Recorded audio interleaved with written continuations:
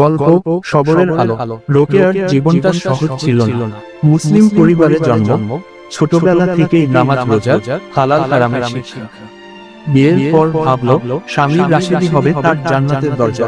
কিন্তু বিয়ের কিছুদিন পরই সে বুঝলো রাশিদ মদের নেশায় ডুবে থাকে।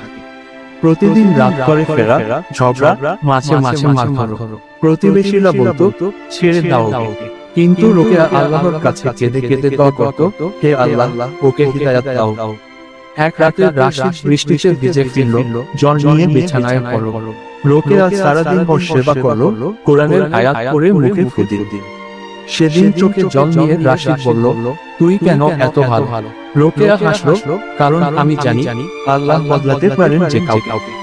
এরপর থেকে রাশিদ ধীরে ধীরে বদলাতে লাগলো। মসজিদে যেতে শুরু করলো, নেশা ছাড়লো।